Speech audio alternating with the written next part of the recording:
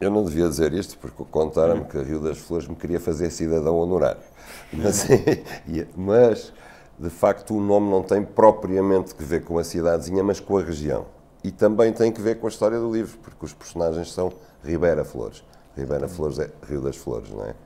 Agora, esse título só me veio na hora de entregar ao editor, porque eu não tinha título nenhum, eu estava desesperado. Tinha 40 títulos e não tinha nenhum, e de repente veio-me esse e eu gostei desse, pronto, e ficou. Mas no Rio das Flores, quer dizer, a vinda ao Brasil várias vezes fez parte. Como é que foi essa aproximação à realidade? Que em relação a São Tomé, dá para se sentir uma maior presença da bibliografia do que a presença física no local.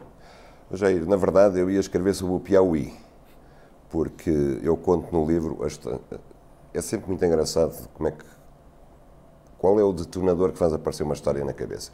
Esta eu tenho completamente localizada, porque eu estava a voar do Rio para Lisboa, o comandante convidou-me para ir ao cockpit do avião e começou-me a contar a história do avô dele, que era refugiado político em Portugal, e comprou uma fazenda no Piauí, nos anos 30, por aí, e vinha de balão, no Hindenburgo.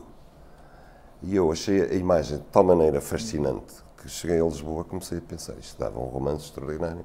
O personagem que há 70 anos atrás vinha de balão para o Brasil, tinha uma fazenda no Piauí. Então telefonei ao comandante do avião, fomos almoçar 2 vezes, ele trouxe-me fotografias, inclusive coisas que me despertam logo assim um grande interesse. Comecei a escrever o menu de bordo do Hindenburgo, postais do Hindenburgo, fotografia do senhor ao lado do dirigível, não é?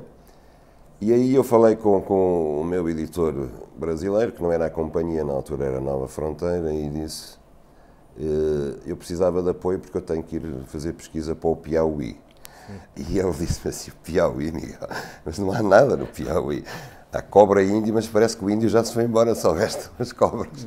O Piauí é o único estado do Brasil que ele foi colonizado do sertão para o litoral. Pois, mas eu comecei a ler coisas sobre o Piauí, sobre uma série de coisas sobre o Piauí e tal, e vendo aquilo.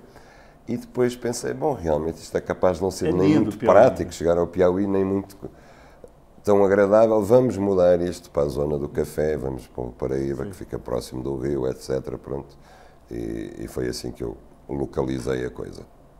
Achei muito curioso, porque eu não conhecia as fazendas do café, a semelhança entre elas e as roças de São Tomé e Príncipe. É extraordinário. A única diferença é que aqui elas foram reconstruídas, estão de pé e lá estão praticamente arruinadas.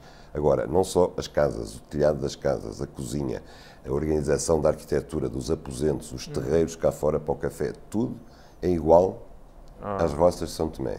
E lá é cacau. Exatamente, lá é cacau, que era café, mas lá também é um bocado de café. E houve, na altura que eu escrevi o Equador, eu vi isso, houve vários fazendeiros de São Tomé que vieram daqui do Brasil para lá. Houve um, inclusive, que foi determinante, porque levou uma série de plantas que não havia em São Tomé, que foi, curiosamente, na história de Portugal, o primeiro negro a ser feito nobre pelo rei. Foi feito barão. Barão aqui era vulgar, não é? Barão lá era invulgar. Você ou era conde, ou era visconde, ou era marquês. Barão não era quase nada. E ele, como era negro, ficou só barão. Mas foi o primeiro a ser tornado nobre. Bom, nós vamos ter que fazer mais um intervalo. Voltamos daqui a pouco com Miguel Sousa Tavares aqui no 3-1 da TV Brasil.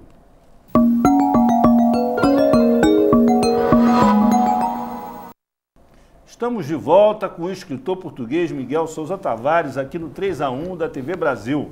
Participam dessa nossa conversa o jornalista Jair Ratner, colaborador do jornal Estado de São Paulo, e o crítico literário e editor Jorge Henrique Bastos, da editora Empório do Livro.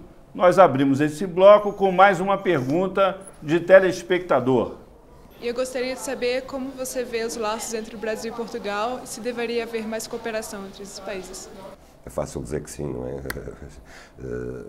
As entidades públicas, os políticos vivem sempre dizendo que sim. Finalmente, eu acho que aquilo que faz os laços estreitarem-se é as pessoas conhecerem-se, viajarem. E eu acho que isso tem acontecido muito recentemente, sobretudo da parte do Brasil. Acho que o Brasil, gostaria de ouvir a vossa opinião também, está muito mais receptivo a receber coisas portuguesas. Já desapareceu aquela imagem de que o português é o tipo da padaria e a mulher é a senhora de bigode que o acompanha ao lado. Acho que já está morta há muito tempo. Acho que tem havido uma grande penetração, inclusive literariamente, de autores portugueses no Brasil, músicas, etc. E isso... E há 100 mil brasileiros a viver em Portugal neste momento, pelo menos 100 mil, 150 mil, são 100 mil oficiais, talvez haja mais.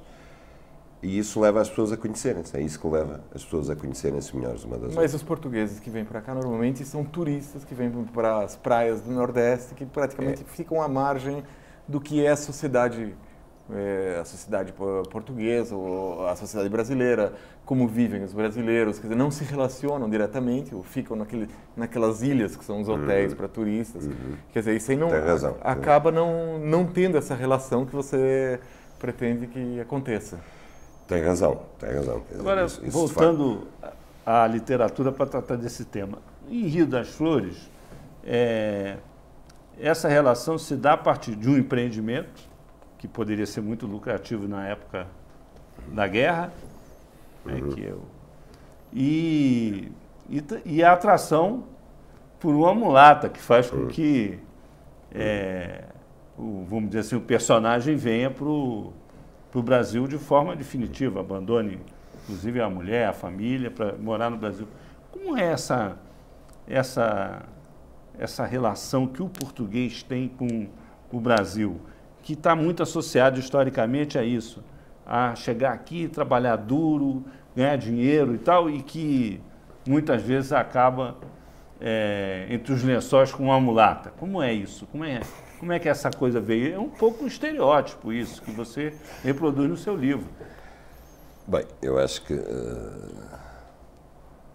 a imigração portuguesa dos anos, desde 1870 até 1920, digamos, que é a altura decisiva. Há 1 milhão de portugueses que vêm para o Brasil, não é? Que são portugueses de tamancos, pé descalço. Se você olhar, como eu olhei para os registros de embarque, é impressionante como eles eram novos e é impressionante como grande parte vinha casado, inclusive com mulheres. Era muito comum, casal, o homem com 22 anos, a mulher com 20 anos, já com uma criança.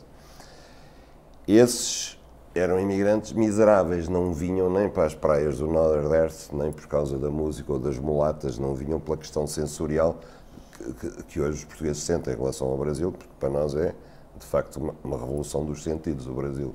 Nós somos fechados e macambúzios e aqui a gente vê a explosão à roda, vê tudo à roda, é tudo diferente, é isso que nos atrai. Esse português tem que ser o antigo, que veio de fome e que muitos deles nunca voltaram, não é?